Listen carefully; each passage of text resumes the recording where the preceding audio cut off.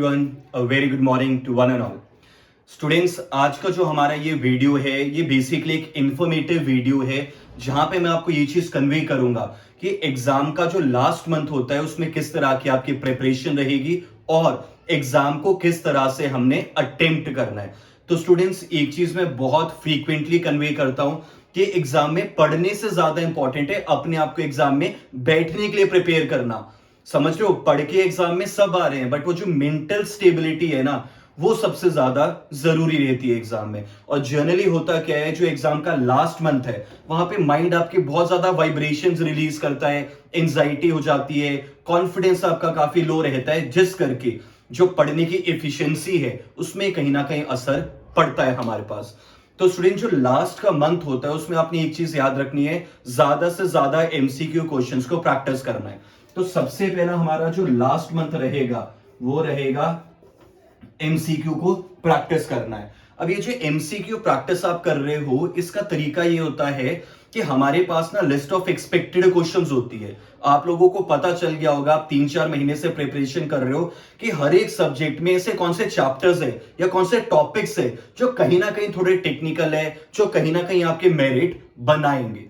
तो हमारे पास वो वाले जो टॉपिक्स है ना सिर्फ उनकी थ्योरी आपने पढ़नी है। तो जो आप थ्योरी पढ़ोगे वो सारी थ्योरी नहीं पढ़नी है, सिर्फ इंपॉर्टेंट टॉपिक्स की।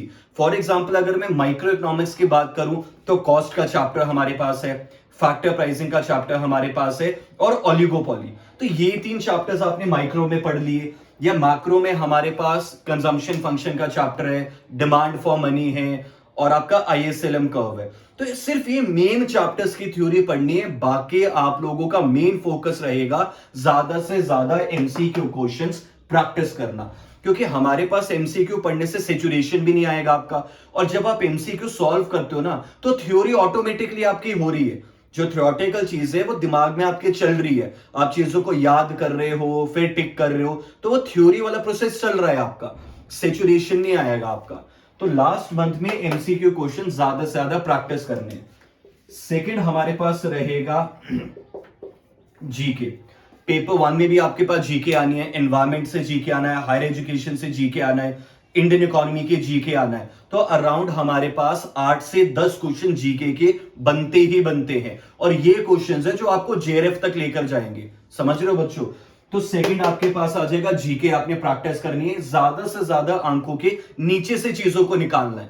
अब ऑब्वियसली जीके इतनी ज्यादा होती है आप सारी याद नहीं कर सकते, बट आंखों के नीचे से चीजें निकालना बहुत जरूरी हमारे पास रहेगा। तो सेकंड आपके पास आ जाएगा जीके।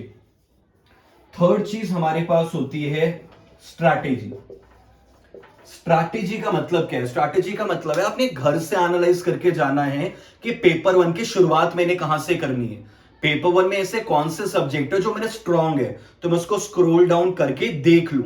बच्चों मेरी बात याद रखना, 15 से 20 सेकंड लगेंगे मैक्सिमम स्क्रॉल करने में और ढूंढने में चीजें। ऐसा मत करना कि पहले क्वेश्चन से आप शुरू कर दो। सबसे ज्यादा ब्लंडर होता है कि आप पहले क्वेश्चन से चीजें करना शुरू कर दो। आप लोगों को सिंपल सा पता होना चाहिए कि मैंने सबसे पहले, मैं आपको अपना बता रहा हूं स्ट्रैटेजी कि किस तरीके से आपने एग्जाम को अप्रोच करना है, जैसे हम अपने स्टूडेंट्स को बताते हैं। तो ध्यान से सुनना, हमारे पास सबसे पहले आपका होना चाहिए कॉम्प्रिहेंशन। सबसे पहले आपने क्या करनी है? कॉम्प्रिहेंशन करनी है। तो कॉम्प्रिहेंशन के लिए अराउंड आप लगा लो 8 से 10 मिनट, मैक्सिमम 8 से 10 मिनट, क्योंकि अगर आप 15 मिनट लगा के कोई क्वेश्चन कर भी लोगे ना उसका कोई फायदा नहीं है, आने वाले क्वेश्चंस आपके मिस आउट हो जाएंगे। तो ये चीज ध्यान रखना कि हमारे पास जो टाइम है ना ये बहुत ज्यादा जरूरी है। तो सबसे पहले कॉम्प्रिहेंशन आपने करनी है। दूसरी चीज आपने स्क्रॉल करना है, ठीक है, ताकि आपको ना आइडिया लग जाए पूरे पेपर का कि कौन सा क्वेश्चन कहां पे है, कौन सा पार्ट कहां पर है। पेपर को एक बार आंखों के नीचे से निकालना बहुत जरूरी है हमारे पास। तो आपने स्क्रॉल करके देख लेना है और घर से आपने ना देख कर जाना है कौन से ऐसे 2 सब्जेक्ट है जो आपके सबसे स्ट्रांग है, जो आप सबसे पहले एग्जाम में करोगे, ताकि कॉन्फिडेंस बना रहे, मोटिवेटेड रहो आप एग्जाम में। ठीक है, तो फॉर एग्जाम्पल आपने रिसर्च और एनवायरमेंट, ये 2 सब्जेक्ट है जो बहुत अच्छे से किए, जो पक्का करके आप गए हो। तो आपने रिसर्च और एनवायरमेंट के क्वेश्चंस कर लिए। ठीक है, अब देखो हो क्या रहा है यहां पे कि एटलीस्ट 15 क्वेश्चन तो मैं कर चुका हूं जो मेरे को आते हैं, तो मेरा यहां पे जो कॉन्फिडेंस है ना वो बहुत ज्यादा बना रहेगा। ठीक है, ध्यान से सुनना। उसके बाद हम लोगों ने क्या करना है, जो तीसरा चीज है वो बहुत ज्यादा जरूरी है। आपने पेपर 1 को टोटल 1 आवर देना है स्टार्टिंग में। इनिशियली 1 घंटे से ज्यादा कोई नहीं देगा। 1 घंटा पेपर 1 को दे दो, उसमें चाहे 10 क्वेश्चन करो, चाहे 50 करो, चाहे 30 करो। जैसे ही 1 घंटा ओवर हुआ, आपने अपने सब्जेक्ट पर शिफ्ट कर जाना है। तो पेपर 1 के लिए 1 आवर आपने देना है। अब करना कैसे है, 1 आवर तो आपने दे दिया, अब आपके ये 2 पार्ट हो गया, कॉम्प्रिहेंशन कर लिया। अब आप फर्स्ट क्वेश्चन से शुरू कर दो। फर्स्ट क्वेश्चन से शुरू करो और सबसे पहले आप लोगों ने क्या करना है, एक बार में पूरा पेपर कर लेना है। कहने का मतलब है जो जो क्वेश्चंस आते हैं उनको करते जाओ, डाउट वाले क्वेश्चंस अभी नहीं करने फर्स्ट गो में।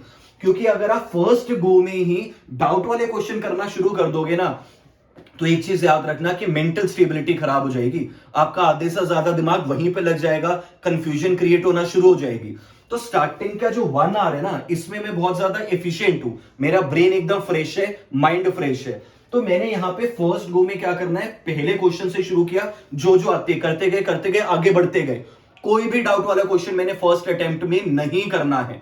एक बार सारे क्वेश्चंस मेरे हो गए, उसके बाद अगर टाइम बच रहा है आपके पास, तो आप लोग क्या करोगे, अब वो जो डाउट वाले क्वेश्चंस थे उनको करना सॉल्व करोगे, ताकि आपका जो माइंड है ना फ्रेश रहे आपका। ठीक है, डाउट वाले क्वेश्चंस आपने करने शुरू कर दिए, 1 आवर आपका हो गया। अब आप शिफ्ट हो गए अपने सब्जेक्ट पे, जो भी आपका पेपर 2 है उस पे। पेपर 2 में भी ध्यान रखना कॉम्प्रिहेंशन आती है, और स्टार्टिंग में कर लेनी है पेपर 2 की कॉम्प्रिहेंशन भी आपने, क्योंकि बाद में करने लगोगे तो टाइम नहीं लगेगा आपको। ठीक है, तो पेपर 2 की शुरुआत भी आपने कैसे करनी है, कॉम्प्रिहेंशन के साथ करनी है। ये बच्चों पेन डाउन कर लो, स्क्रीनशॉट ले लो, जैसा भी लगता है, बट ये चीज याद रखना। ठीक है, अब देखो हमारे पास सेकंड में आ जाएगा कॉम्प्रिहेंशन। तो कॉम्प्रिहेंशन मैंने कर ली, उसके बाद जो आपका अपना सब्जेक्ट है ना, वो फर्स्ट क्वेश्चन से कर सकते हो शुरू, उसमें कोई प्रॉब्लम नहीं होती है, वो सबके लिए ही सेम है। तो आप अपना सब्जेक्ट करना शुरू कर दो। ठीक है, अब आपने क्या करना है, 1.5 आवर तक, 1.5 घंटा अपना सब्जेक्ट करना है। उसके बाद आपने दोबारा पेपर 1 पे जाना है। ये एक बेसिक तरीका होता है, 1.5 घंटे अपना सब्जेक्ट किया तो वो आपको आता भी है, जल्दी भी हो जाता है। फिर आप वापस से पेपर 1 चले गए, जो थोड़ा बहुत बचा है वो वहां पे कर लिया। डेटा इंटरप्रिटेशन लास्ट में करनी है, चीज याद रखना। जो DI है वो लास्ट, क्योंकि ये बहुत टाइम खाएगी और आपको ये कंफ्यूज भी करेगी। तो डेटा इंटरप्रिटेशन लास्ट में रहेगा मेरा। ठीक है, तो मैंने क्या किया, जो मेरा अपना सब्जेक्ट है फॉर एग्जांपल इकोनॉमिक्स, तो 1.5 आवर, 1.5 घंटा मैंने इसको दे देना है, फिर मैं वापस पेपर 1 पे जा सकता हूं। अब हमारे पास यहां पे सिनेरियो ये बनता है ना, बाय चांस इकोनॉमिक्स करते करते आपका सैचुरेशन आ रहा है, जीडीपी की थ्योरीज में आप कंफ्यूज हो रहे हो, इंडियन इकोनॉमी की जीके में आप फंस रहे हो, आपको लग रहा है सैचुरेशन आ रहा है, मेरा माइंड वर्क नहीं कर रहा, तो फिर उस समय आप दोबारा पेपर 1 पे जा सकते हो। तो ये जो शफलिंग है ना यार, ये बहुत ज्यादा जरूरी है हमारे पास। ये आपका माइंड एक्टिव रखेगी, एक्यूरेसी बनाकर रखेगी। तो अगर बाय चांस 1.5 घंटे के पहले सैचुरेशन आ जाता है, तो आप पेपर 1 पे शिफ्ट कर जाओ, कोई टेंशन की बात नहीं है। बट आपका पेपर तभी कंप्लीट होगा जब टाइम को घर से मैनेज करके जाओगे। मैक्सिमम बच्चा बोलता है पेपर लेंदी था, पूरा नहीं हुआ, क्यों? क्योंकि टाइम मैनेजमेंट नहीं थी। हर एक बंदे को पेपर करने के लिए 3 घंटे मिलेंगे, 3 घंटे में वही बच्चा पेपर कर पाएगा जिसका बेसिकली क्या है, टाइम मैनेजमेंट है हमारे पास। समझ रहे हो? तो टाइम को मैनेज करना बहुत ज्यादा जरूरी यहां रहेगा। तो इस तरह से आपने चीजों को अप्रोच करना है, ताकि आपकी जो एक्यूरेसी है वो बनी रहे और मेंटल स्टेबिलिटी भी इंटैक्ट रहे।